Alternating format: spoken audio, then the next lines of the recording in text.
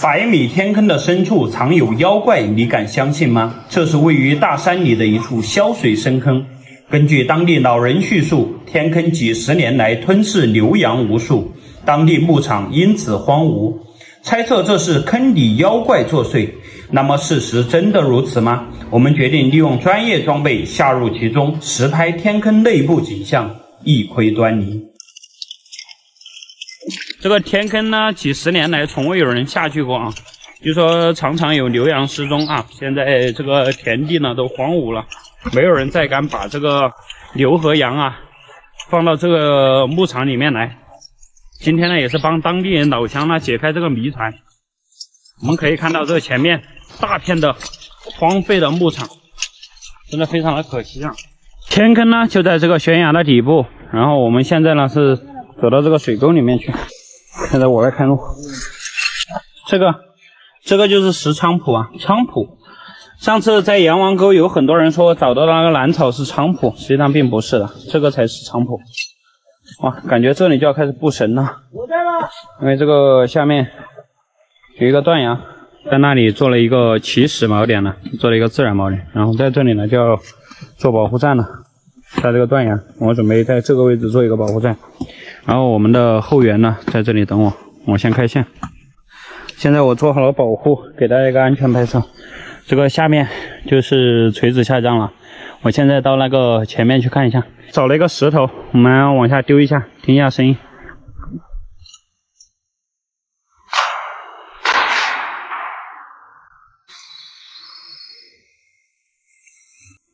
哇，非常的深啊！继续开线布神。看一下这个下面究竟是不是有妖怪啊？在这里做一个保护站，然后我的队友在上面等我。好了，开搞。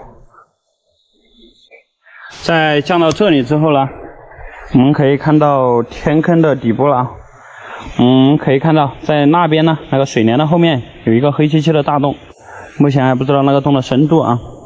我们现在在这里还要做一个点。然后就可以一层大概20多米就可以下降到天坑的底部了。走，咱们继续开搞。大家一定不要模仿啊，我们是穿戴了专业装备，专业的 SRT 技术。好了，继续下降。看这个岩壁上，真是野生药材的天堂啊！在我面前呢，这个就是石菖蒲，然后在这边呢，又发现了有这个虎耳草，这个就是虎耳草。我们把它弄到这里啊。然后那个还有3变莲，有很多名贵的药材。然后再看我对面就是一面绝壁，哇，通天绝壁，很高很高，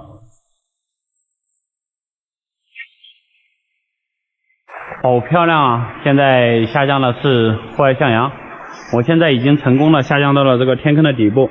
可以看到这个身旁呢就全是这些乱石，而且有一些骨头啊这些东西。从我对面呢就是一个黑洞，然后有4、5道这个非常漂亮的水帘从上面倾泻而下，而且我左手边呢这个石壁是被洗刷的非常的光滑，这下面的水呢也是非常的干净，然后一点那个生活垃圾都看不到。哎呀，刚说看不到，这里就发现了一个矿泉水瓶啊，而且这里有衣物这些。这里就是这个天坑底部的模样。我们待会儿等队友下来了，我们就深入这个洞道，看一下里面究竟是什么样的环境。在这个下面发现了雷管，这有很多这个电雷管，这应该是附近的村民丢下来的，很多电雷管。哇塞！这应该有几10个，缠成了一卷，这个已经失效了，我们就把它丢在这里。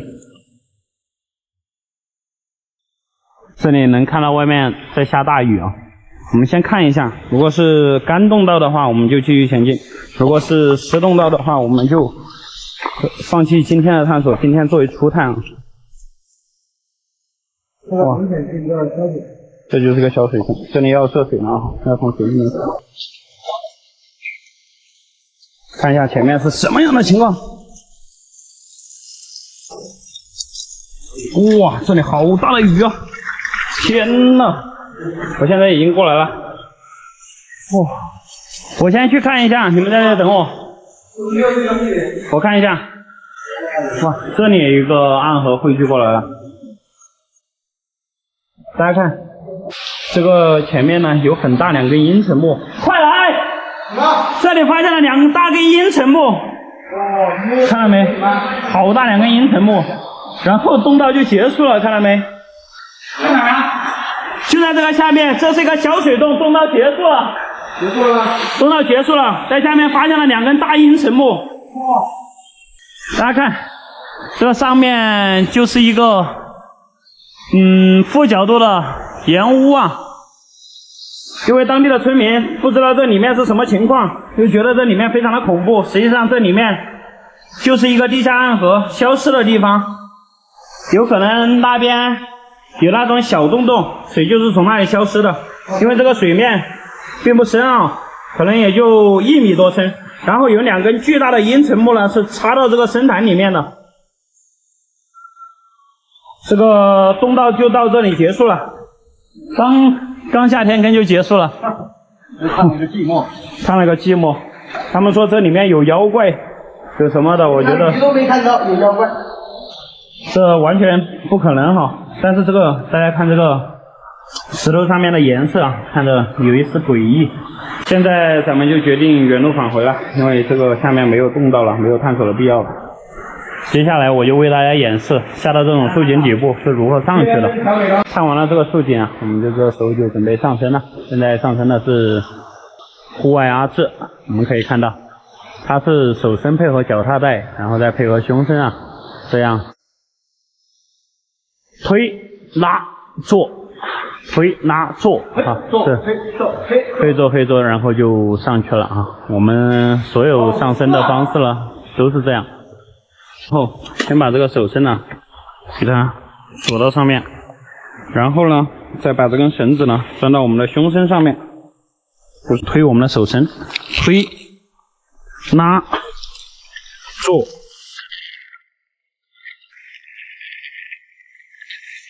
如此反复啊，就上来了，非常的轻松。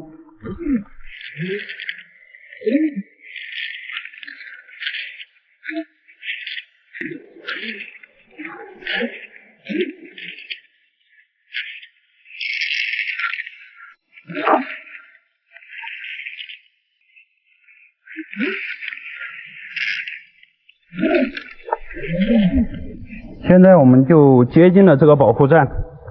这时候呢，要拿出我们的牛尾，给挂到上面，非常的安全啊。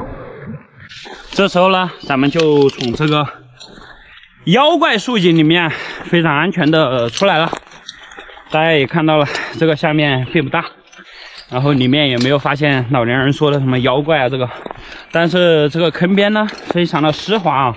有可能当时的这个牛羊呢是走到这个坑边吃草啊，而且植被非常茂盛，一不小心失足了就摔到里面去了，由此呢就诞生了这个妖怪呀吃牛羊的这样一个奇怪的说法。好了，那本期视频呢到这里也就结束了。关注我，带你看更多美丽的风景，带你体验更多不一样的探险之旅。拜拜。被封锁的土匪地道中究竟藏着什么秘密？洞口的残缺石碑记载了怎样的扑朔迷离？在1975年夏天进洞的那一行人又遭遇了何种险境？这期视频我们将继续深入这个有着怪异布局的土匪洞，实拍记录洞道深处的影像资料。在这里呢是一具完整的人骨，而且这里有下颌骨，这应该是一个女性的盆骨，因为这个盆骨的角度大于了90度。哇，现在已经下降到了这个斜坡这里，可以看到这个洞顶呢布满了钟乳石旗，在我面前呢就是一个钟乳石假山呐，特别漂亮。现在我的队友他们正在依次下降。哇，好漂亮啊！这是一个非常原始的这样一个钟乳石大厅，但是依然是有人类走过的痕迹。从这个旁边能够看到有台阶下去啊。咱们继续随着台阶继续向下走，看一下这个洞道究竟通向哪里。看这个钟乳石，漂不漂亮？而且这个都是透亮的哟。然后我们继续向下走。哇，这个裂缝感觉很深啊。哇，遇到了一个天然的编钟，可以看到这下面有断裂的痕迹啊。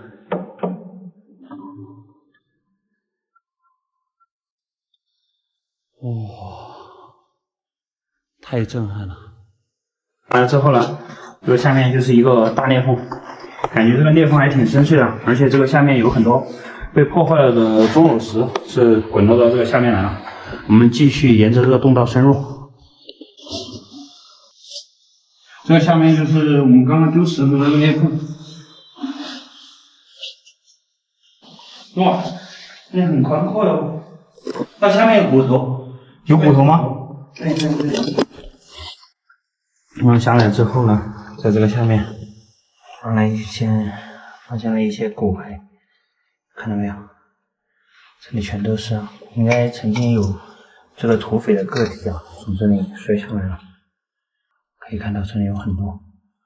然后这个前面有一条走道，我们继续前进。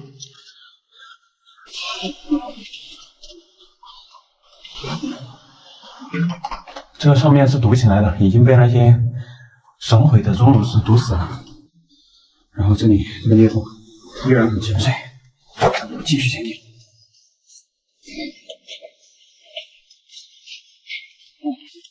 是一个大峡谷，继续前进。这边就好走一点了。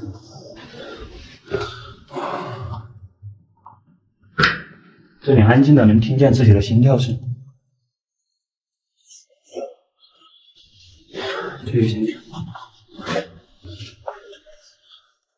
这边洞道越来越宽，越来越大。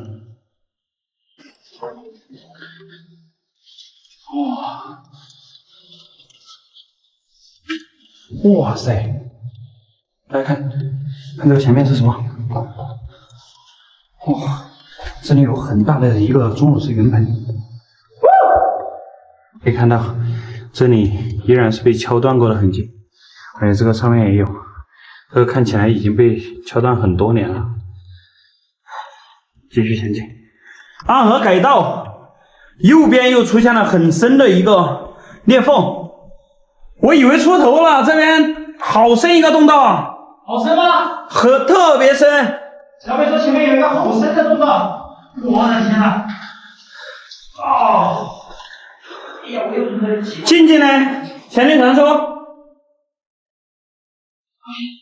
我们继续前进，看这个，哎呀，像个葫芦一样，有没有一种原始洪荒的感觉？我们通过了这个大裂缝，然后前面呢又出现了这个钟乳石云盆的这种景象，这个下面是一个消水裂缝，然后在它的左边呢。又出现了一个很深的洞道，天哪，这不知道有多深呢！哇，在这里出现了很多字，看到没？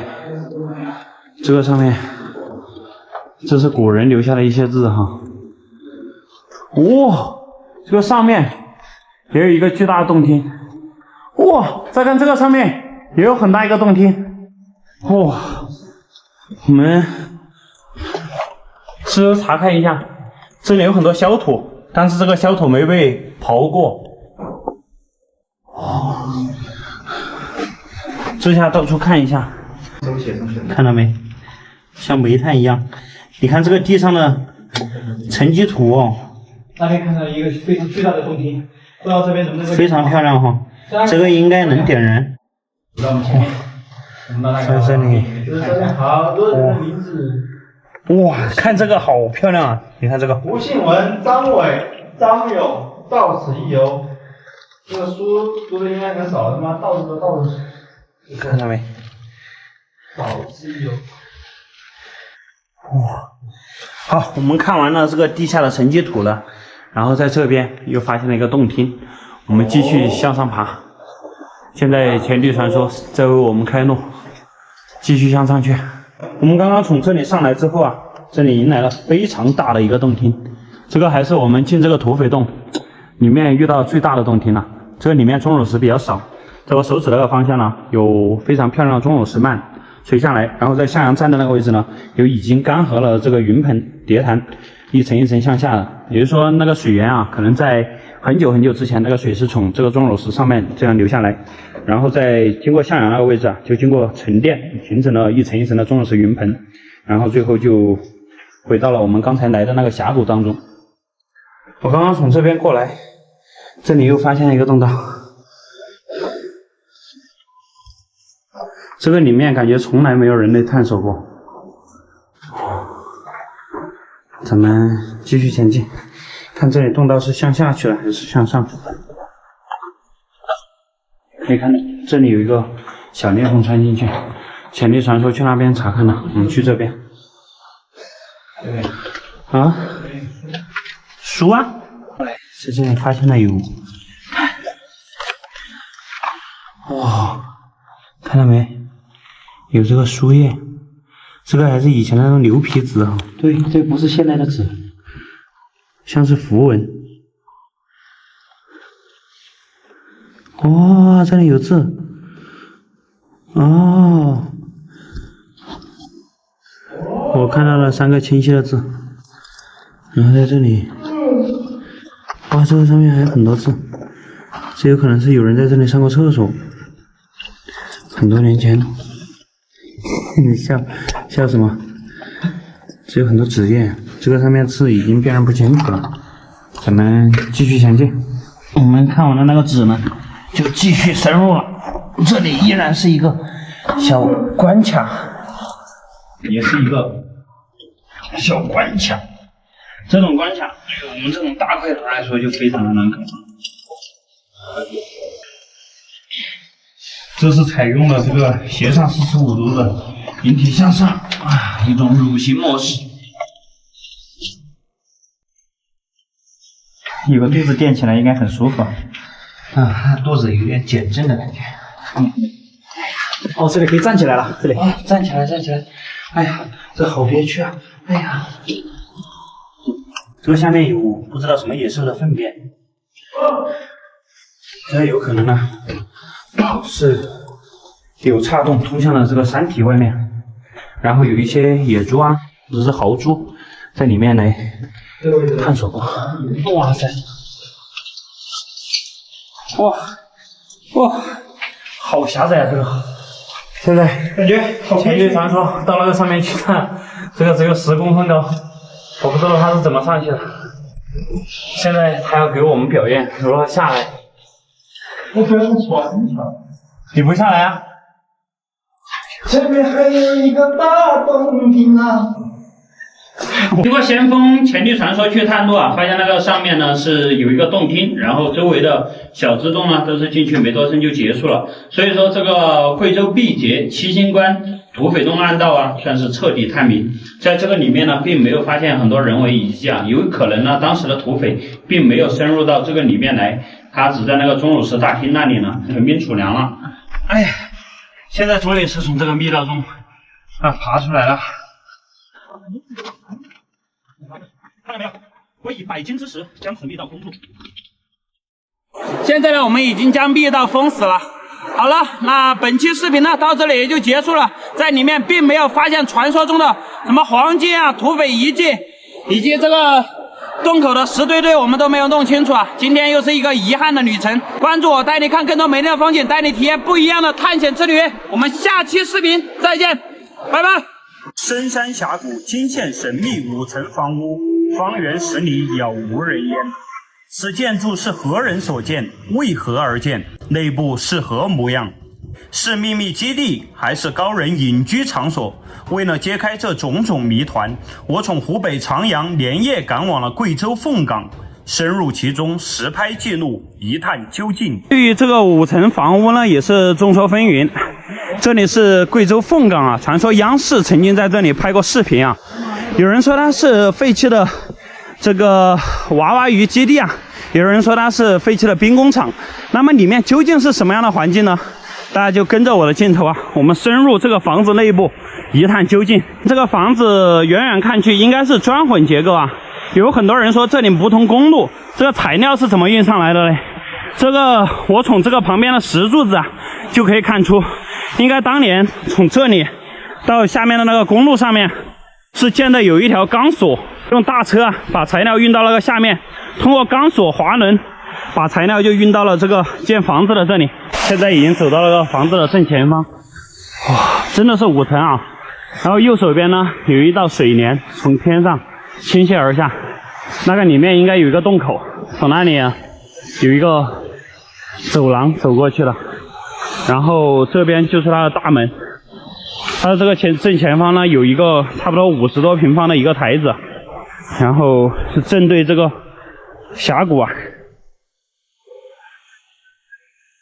这个外面的情况就是这样，而且从这个水池的青苔来看啊，这个应该是废弃了很多年，因为这个水池子应该跟这个房子啊是同时建造的。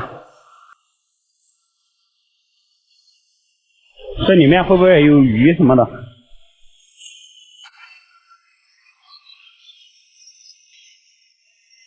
这个水特别的干净啊，清澈透亮，清澈见底。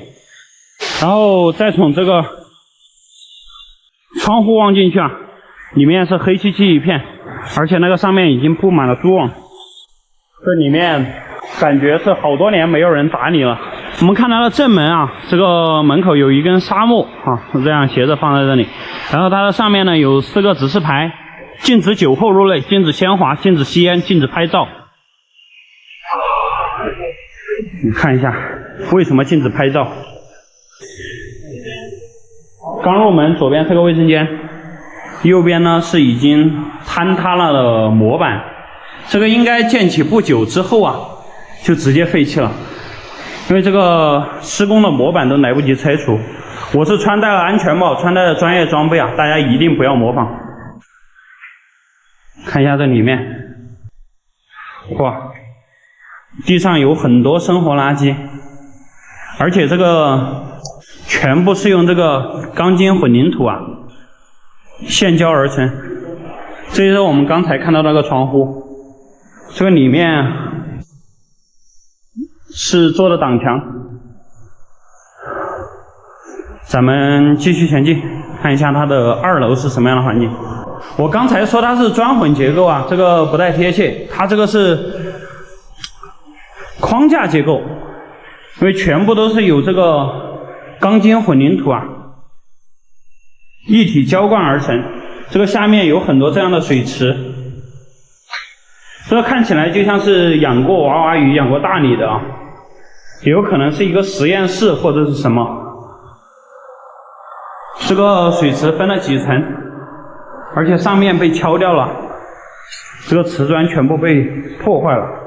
这里还烧过什么东西，有胶状的物质。那边也是池子，这个2楼全是池子。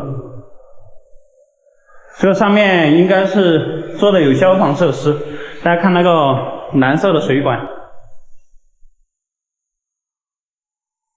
我们到这个中间去看一下。哦，这里大家看，左右都是非常对称的池子啊。这个池子差不多是1.2米见方，因为这个是600的瓷砖，1.2个平方一个池子。这个应该是一个娃娃鱼基地，没错了。大家要是养娃娃鱼的话，可以学习一下这个池子的做法。它这个池子的边缘呢，就是做的2块瓷砖，中间夹着这个水泥啊，直接这样砌起来了，没有一块砖啊。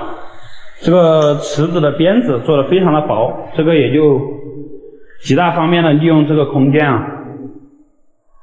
哇，看到没有？这全是这个钢筋混凝土一起浇筑而成。我们去3楼看一下，看一下3楼是什么样的环境。这里写了一个3，这就是那个3楼。我们看一下这里面。哦，这个应该是娃娃鱼的产房，这里没怎么被破坏，还保存的非常的原始，非常的完整。这个池子很大啊，差不多有10几个平方。这全都是这样的池子。还有这个上面在渗水啊，这是从它的4楼滴下来的水。这个池子上面有编号，写的有3，然后旁边有贴签。由于这个年代太过久远了，这个标签上面的字都没有了。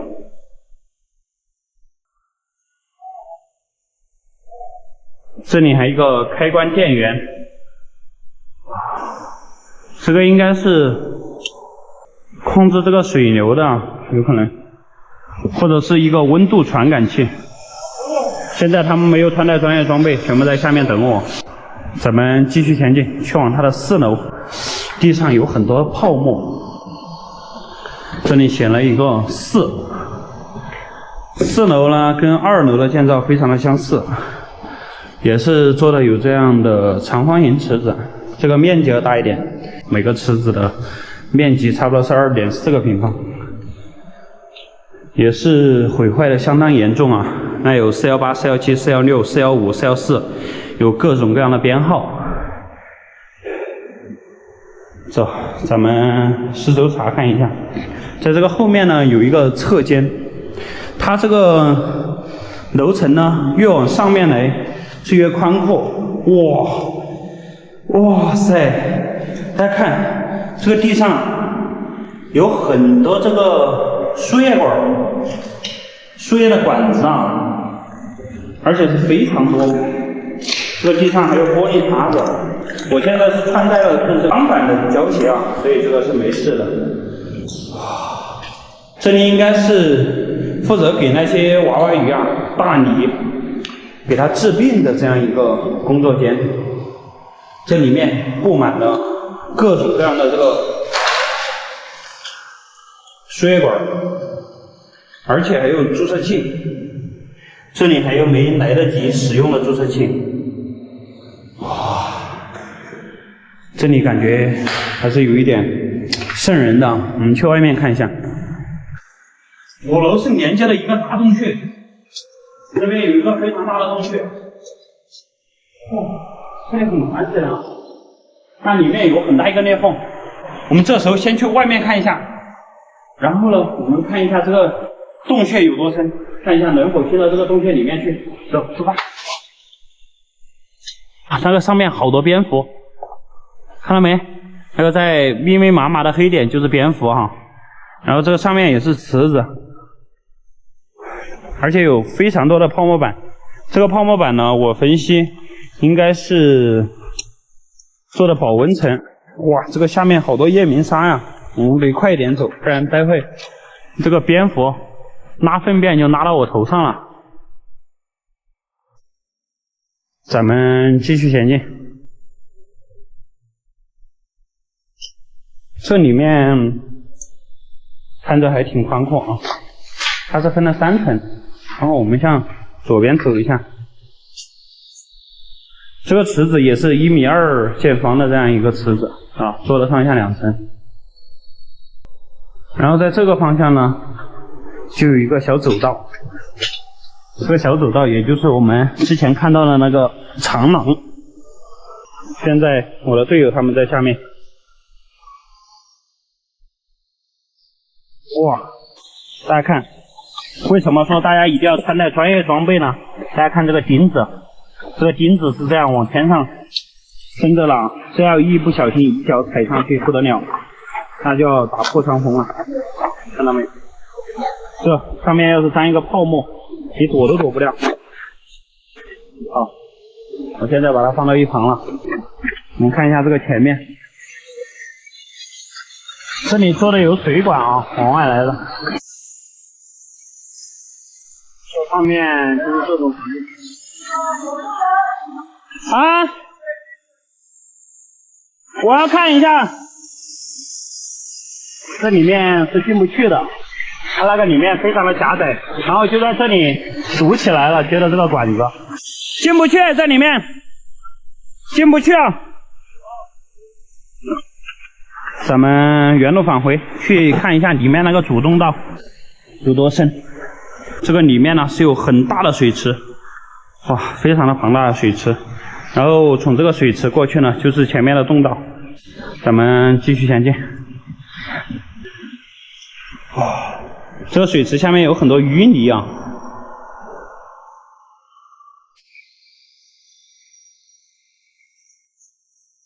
哇，这个水好干净啊！那下面我隐隐约约看到有红点齿蟾的这个幼崽。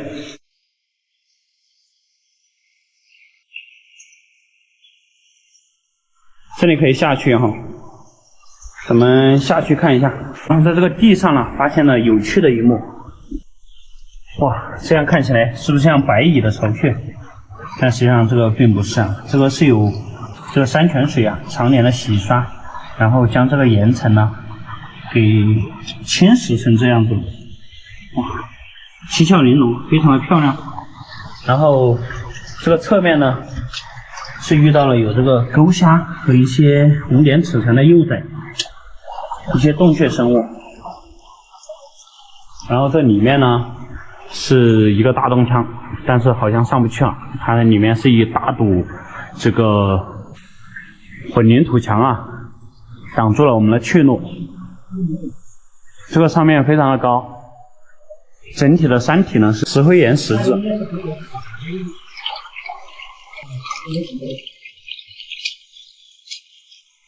在这个下面有一个阀门，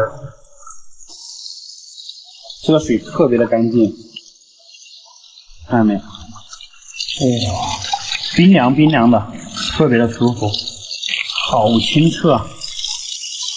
如此干净的水源，你们见过吗？这个应该就是一个养娃娃鱼的基地，因为这个老板呢，可能是看中了这一眼山泉，所以呢，才决定在这里做这个养殖场。那整体的看了一下，里面应该就是一个娃娃鱼的养殖基地啊，但是现在不知道什么原因被废弃了，有可能是这个外面修水库啊，阻断了这个进山的道路，所以呢，这里就废弃了。那整体的情况就是这样，关注我，带你看更多美丽的风景，带你体验不一样的探险之旅。拜拜！难以想象，阴河洞天花板洞里竟是这般景象，吓得户外小北大叫：“快走，快走，快走！”难道洞中真有金娃娃的存在？这期视频尽可能将洞中真实影像全程记录，揭开此洞数百年来的神秘面纱。宝贝进来了，上期视频由于时长，我们拍到这里就结束了。这期视频我们继续探索，我们可以看到这个地下有很多这种坑，这个应该是以前的人在这里没有装备出不去了，就困在这里了。这个旁边有很多这个人为遗迹，就是砌的这种石坎子，然后这里面很多蝙蝠，而且这个地上啊，这个地上感觉非常的奇特，看到没？哇，再看这里也有这种坑洞，我们这时候继续深入。哇！现在我要取掉装备了，因为这里面非常安全，而且穿戴装备进去不方便。咱们把装备拖到了这里啊，继续前进。因为这个地上的这些石笋啊，会将人挂住。这个石笋非常的奇特，大家可以看到，看到没？它这个石笋全部都是中空的，这跟我们以往探过的洞都不一样。这个更明显，这个。对呀、它像一根管子一样啊。这个是怎么管子？这个是怎么打的呢？哪儿空的这个？对啊，它所有的石笋全部都是中空的，这个不知道它是怎么形成的这种样子。然后这边呢，洞道就变得比较扁狭了，要匍匐前进了。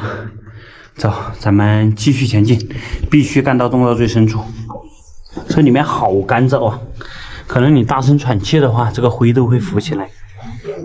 这个里面感觉是盲洞道了，不深啊，但是我想进去看一下，究竟他们说的这个金娃娃会不会在这个里面呢？哇，就是一只蝙蝠。这个我们四周查看一下，它里面的面积并不大哈，而且里面特别的干燥。盲洞吗？这边？盲洞，这里走不通。看这个鹅管，好漂亮。盲洞，去不了了。盲洞吗？啊，盲洞道，你们可以进来看一下。这个就是传说的金娃娃，看来。这个东西啊，那个也是金娃娃。然后我们现在退回来。现在撤回来了，去寻找其他的洞道。灯光一打，啊？哪里？哪里是个盲洞？我刚刚看了，看这边有没有？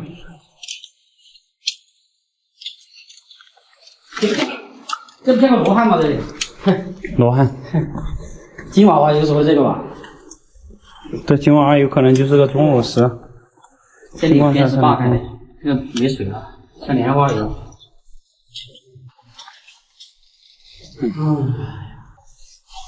彻底探秘。这个长得好看，像个白菜一样哦。60转，好安逸哦。老水哦。现在呢，我们就从这个洞里面撤出来了啊！大家可以看到，这里面的钟乳石还是非常漂亮的，但是在里面并没有发现传说中的金娃娃的存在，也就是发现了一具很远古的这个人类的骸骨，不知道是什么时代留下的。这时候天也不早了，我们准备原路返回，因为下去还有很大一段绳子要过点。好了，那本期视频呢到这里也就结束了，感谢大家观看。天坑下面的土匪山寨你见过吗？这是一处极为隐秘的土匪寨子，石墙形似人脸，当地老者提及此处唏嘘不已。都在7、8万把人，但是过去抢环碰到那儿，抢到死的人。那么此洞100年前真有土匪神出鬼没吗？而今内部究竟是何模样？我们在当地村民指引下，决定利用专业装备进入微笑山寨实拍记录，一窥端倪。据说是100年来无人进入啊！今天呢，我们准备利用这个安全系统啊，下降到天坑的底部，然后再盯攀70多米啊，上那个负角度进入那个神奇的土匪寨子。好了，这时候话不多说，我们马上开始下降。挂好了保护，现在下第2段，下第3段，大家一定不要模仿了。好了，继续开干。现在下了第4段，马上就要到底了，还有30多米。这个悬崖寨子呢，就在我手指的那个斜上方。我们昨天呢探索了那个寨子，然后这边呢我们是设备没有带够，今天呢我们准备从这里啊这样盯攀过去，然后探索那个神秘的微笑土匪寨。现在我们的开线先锋袍哥在做横切啊，这是一个荡大绳的过程。现在我将绳尾固定到了我身上，然后呢，袍哥正在中间开线。他现在的方案呢是这样啊，先从那里横切一个点，然后再一路打横切线路啊。那个门呢就在这个上方哦，非常的高哈，大家一定不要模仿，这是专业操作。这里上去大概还有15米的距离。现在给袍哥送一点水上去啊。他现在是顶着烈日啊，非常的辛苦。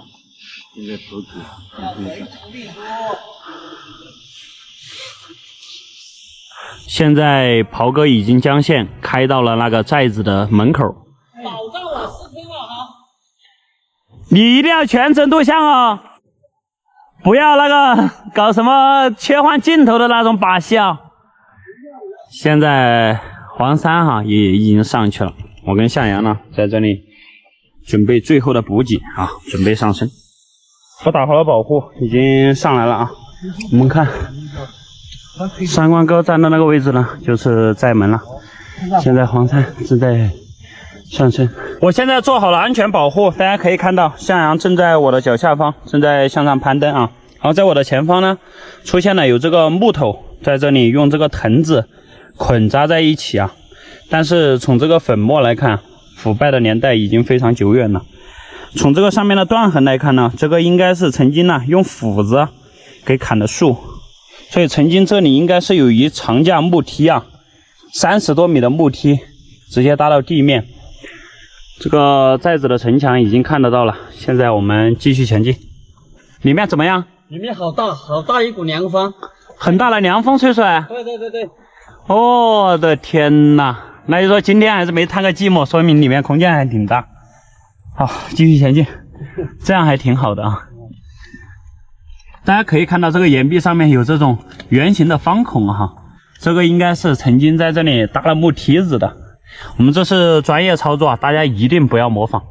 好了，我们继续开干。做好了双道保护啊，大家一定不要模仿。我们可以看到，现在呢，我就已经抵达了这个寨门了。哇塞，这个寨子也挺寒酸的哈。乱石啊，乱石码砌起来的城墙。这个门口呢，它是有这样一个台阶，差不多60-70公分宽。然后我们在这里做好了保护啊，我们可以看到左手边呢就是这个城墙，然后在城墙的上方还有一个沙漠的这样一个过梁啊。不过如今看起来依旧很新鲜，所以说这个木料的质量值得考验。现在我们看这个洞里面，曾经这里应该有一道石门啊，然后整体的样子就是这样。这里面呢是有一个很深的洞道，有很大的风吹出来。我们进去一探究竟。我们可以看到这里就是我们看到的那2个眼睛，然后中间一个嘴巴，实际上这中间还有一个瞭望孔。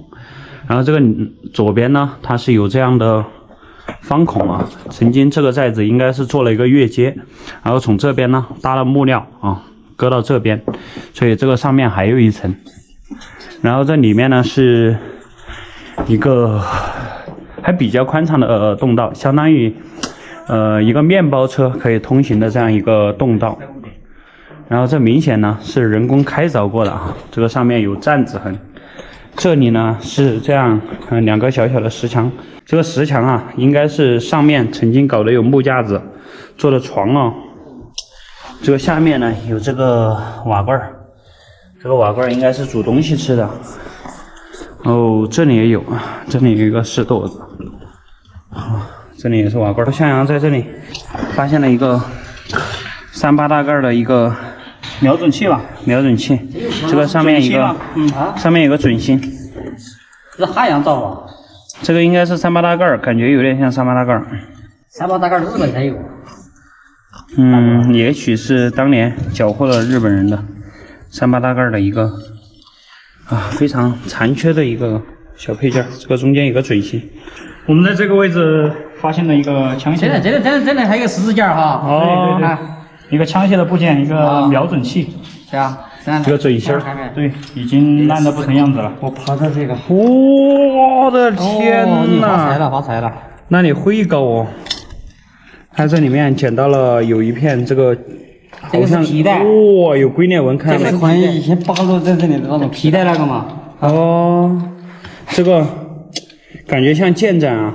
这个不说家财万贯不如钧瓷一片，大家觉得这个会不会是钧瓷呢？感觉不太像啊，因为这个皮啊感觉很粗糙。介绍一下这是什么东西？这是一个青铜扣，应该是以前的那个皮带啊，或者是地方土匪大腰带。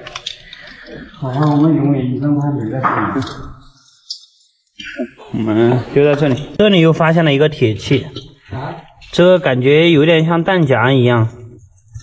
像一个火柴盒的大小，感觉是那种叫什么？感觉有点像弹夹，这个不太认识。大家知道这是什么吗？放在这里。我的天哪，这里面还很多遗架。走，咱们继续出发。原来这个扁墙的裂缝啊是可以进去人的哈。哇，这里还有战子开凿过的痕迹。这里是一个密道啊。向阳，这里发现了一个密道，一个地道。看到没？现在黄山已经下去了。我本来以为是从上面这个洞道进去的。哪里？你刚刚说袍哥在里面大叫？是啊，他们说有宝藏。我的天哪！他继续前进吧，这里非常的扁狭。可以看到它差不多就只有2拃宽啊，然后这是一个裂缝进去的地道，走，咱们继续前进。刚刚从这个地方过来的，我的天哪，这太窄了，从这个钟乳石生长的痕迹来看，应该是很多年来没有人进来过了。哇，一直进来都是特别的窄，而且非常的凉快。刚刚从这边过来的，这个地上发现了很多夜明砂，看到没？好多夜明砂。你们知道这个夜明砂是什么吗？大家可以看到这个上面啊有一个洞道，应该就是刚才那个主洞厅上面的那一层洞道，跟这个洞道是融合到一起了。然后这样过去呢，左边呢也有一个小暗道进去，我们看一下。这个我们待会儿再看，感觉还有那么深。然后这边呢出现了这样一个石垛子，哇，这里有个地道下去，这个地道应该是和那边的主洞道连通到一起了，所以我们走上面，然后再从那边找一个容易一点的地方再下。好，继续前进。好多夜明砂，哇！这里有个取水的地方，看到没？这应该是当年的土匪啊，在这里接的这个山泉水。这里有一个放柱子的这样一个窝，应该这里放过一根柱子啊。哇！我的天嘞！突然一束光照过来，把我吓一跳啊！这里发现了一个野生的队友，大家看，野生队友，伙计！我的天哪！这么小个洞洞，要从这里下哈。这边洞道不深了哈。上面是个盲洞。上面是盲洞。好，那我们从这个地道继续向下走。这刚刚就是从向阳的这个后方，从这样过来的啊。然后袍哥呢是躲到这里，把我吓了一大跳。确实把我吓了一大跳啊！这个里面呢，上面是个圆啾啾的洞道，这里是过不去的。你们查看了吗？裂缝，那现在从哪里过？从下，从下面哈。为你自由的洞道敞开走。我的天哪！从这里，大家能够想象吗？是从这里过去的。我的天哪！你说这我180多斤的大块头，怎么过这种狭窄的洞道？哎呀！减肥吧，兄弟！哎呀！那个屁股收一收。哇，卡住了！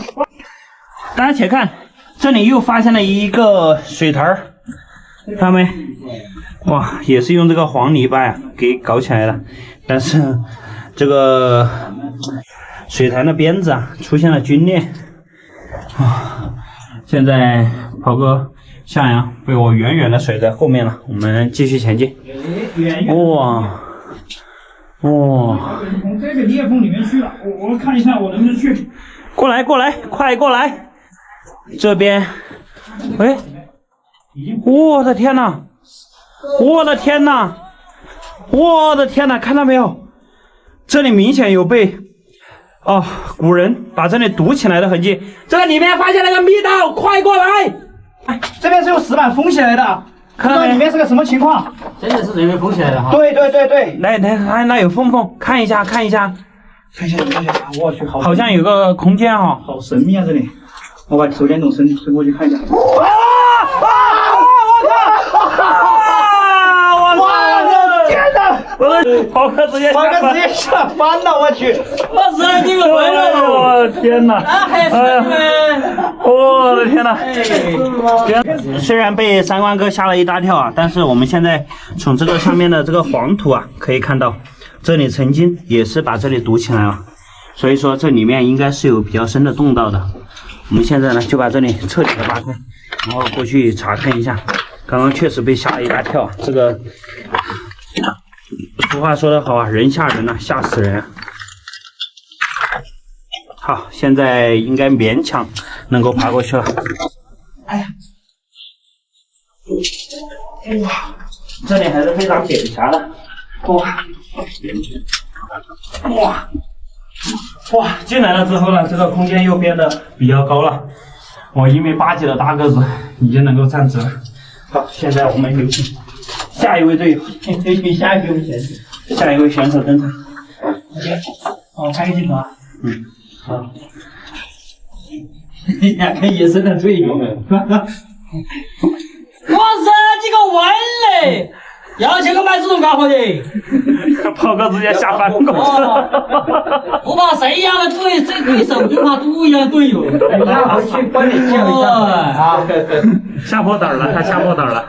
真的，你们两个坐到不要坐垮，全拉的是个水井。哦，水井做过了，又是一个水井。哇，这个太神奇了。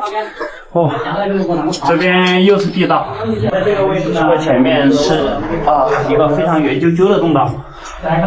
现在我走到这里了，这个地道就向右边转弯了。这个上面呢有非常漂亮的鹅管，我们一定要小心一点，不要这个鹅管给搞断了。哇，我们继续向下面去。哇塞！这个里面呢已经成了盲洞，然后我的队友他们都过来了。刚刚呢，这个家伙他又想吓我，最后被我发现了一只手。因为这个里面，即便是发现人的话，他那个手啊，应该也是那个缠着那个白布啊，就是一个木乃伊的状态。他那么鲜嫩的一个只手，然后又被我察觉到了。哇，这窝虎。这个里面来者何人？没有什么遗迹，应该土匪搬家的时候把所有的这个他们留下的东西全部搬走了，什么桌子、椅子、板凳啊、锅碗瓢盆灶啊，全部搬走了。所以说这个里面没有遗迹了。哎呀，外面那个有龟裂纹的那个瓷器是什么东西？那个是杯子吧？这边是这个天井窝。悬崖微笑在的最深处啊，这里面空间并不大，就是发现了一些非常原始的钟乳石，而且这个鹅管非常的长，很漂亮啊，这些鹅管。好，这时候我们原路返回了，我们得赶紧撤了。就说前面那个队友叫户外参观了，他现在在堵我们的洞口。哇，这个情况非常紧急，赶紧撤离，快！刚才三观又把这里堵住了吧？堵住了出去打他，又要吓我们。他又准备吓我们，然后还用大石头来堵洞口。这次我们有备而患了，没吓到。好。哎呀，这像不像野鸡？哎，把头在里面。我操！插一把鸡尾巴，我。现在咱们就通过这个保护装备呢，准备下降了。这个寨子呢，也是探了一个寂寞，而且被这个队友啊给吓了一大跳，搞得我这时候心率还不齐啊。好了，那本期视频呢就拍到这里了，感谢大家观看、关注我，带你看更多美丽的风景，带你体验不一样的探险之旅。我们下期视频再见，拜拜。你相信有能让时光倒流的洞穴吗？这里是中国贵州毕节城边的一处神秘树井。据当地曲水村民回忆，时光倒流啊，这个我是亲自去的。要延展的那个事情，我亲自去的，就是收集时间直接倒回到清朝时间。哦呀，钓的人我说可是啷个不对头啊？这个时间，他如果当时有个洞，有这么大个洞，这边可以进去哈，但是下去那个要经过这个洞，这个洞刚好一个人锁进去。就是这个位置到那个位置，是真的是哪个人进去，只要一个老年人都可以跟他解决掉哈，是不是？那么时光倒流是否真的存在？我们决定利用专业 SRT 技术深入坑底验证传言。正如大家所看到的，现在我们一行7人呢是赶到了这个贵州毕节最繁华的城市旁边的时光倒流的天坑树井所在。我们今天呢利用绳索技术啊下降到底，看一下这个能让时光倒流的传说是真是假。好了，现在山里跳和袍哥正在勘测这个下降线路。这个天坑呢也叫老敖坑能让时光倒流的老敖坑呢，它的洞口并不大。这个上面呢是一个岩壁，因为这个岩壁是个负角度，所以这个洞呢又叫老凹洞。咱们看一下现在的时间啊，6月25号10点59分，没有毛病。我们继续前进。现在我们已经进到洞里面来了，可以看到这里有村民在这里布置了水管，然后呢这个旁边还有电线，应该这下面是连通了地下河，因为这可能是老一辈的前辈啊在这里布置了这个抽水机，从这里取水用的这样一个洞。问一下下面有没有人？有人没人？我对人。好。哦10多米，20米左右。好。20米。好了，好，我们现在在这里设置保护站，继续探索下降。做了一个保护站，然后呢，现在我们阿志和山里跳都已经做好了保护。最前面的呢是巡途户外袍哥啊，正在为我们辛苦的开线。我现在看了一下，11点21分啊，这个时间呢还是6月25号，并没有退回到清朝啊。我们不知道下去一会儿了之后会不会产生这个时光倒流的现象。可以看到这下面好像是有地下暗河，而且有少量的生活垃圾。咱们村民的这个水管呢也是布到了这个断崖的下方。据袍哥所说啊，下面有一处30多米的垂直悬空断崖，10层楼高的一个竖井，然后再下去就不知道是什么样的环境了。我们继续下降。刚刚我从那边过来，然后在这里呢遇到了一股山泉水，啊，一眼山泉从这上面倾泻而下，啊，形成了一道石幔啊，非常漂亮。然后这个主动道呢是继续往这边前进的，我们继续前进。你们时间正常吗？正常的，还没看，看我有没有变老？哦，那不是，是变年轻，它是往回变的。对，它是往回变的，没变老。看着大小没有小，变小没有。不是，袍哥看着还是那么老。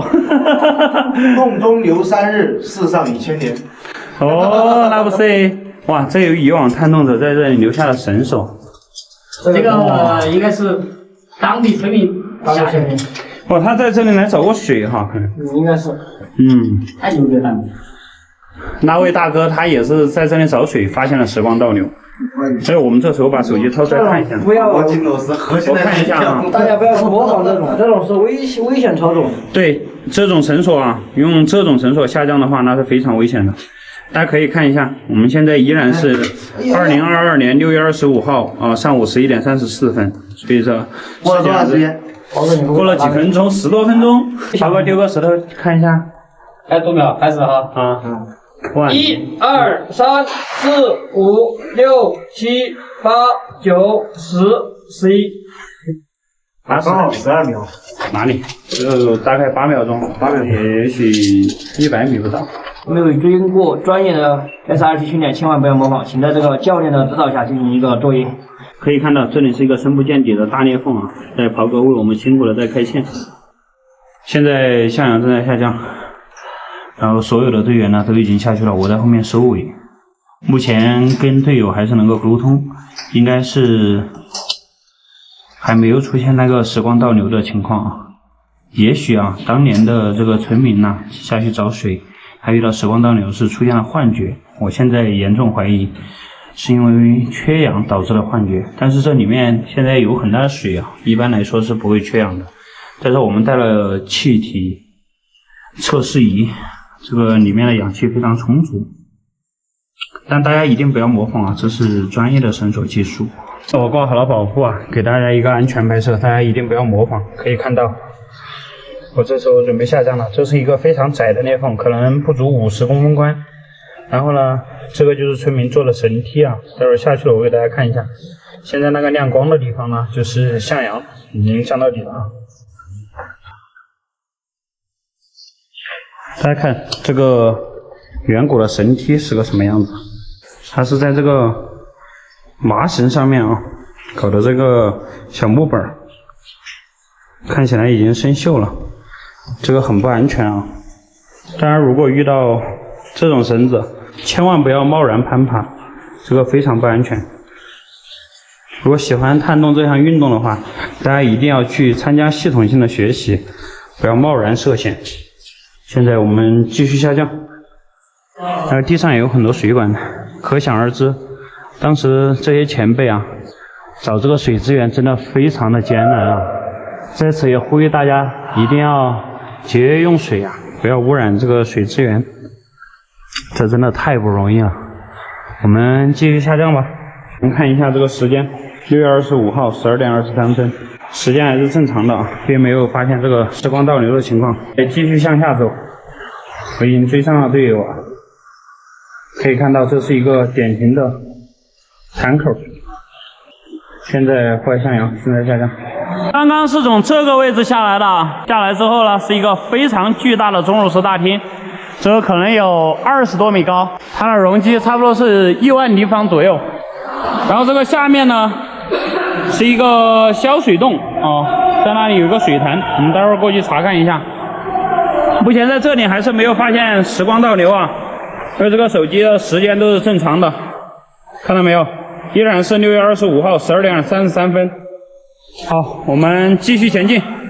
现在我从这个水流呢上来了，可以看到在那个下方有一个油布啊，然后装的是那些水管，可以明显看出这些水管已经废弃了。所以现在我们走这个地下暗河呢，并没有对这个村民的吃水啊造成污染，因为可能家家户户都通上了自来水，不用接这个山泉水了。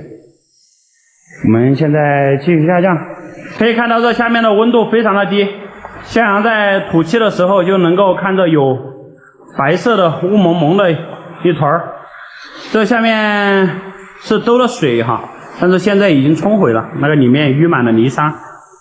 然后这个下面呢，我发现有一个塑料的圆兜，然后在这个地方呢，发现了一个锤子，这是一个80、90年代的这种老石匠锤子啊。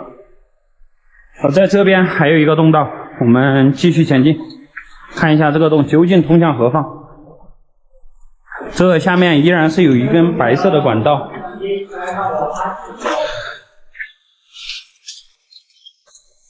哇，这就是一条地下暗河。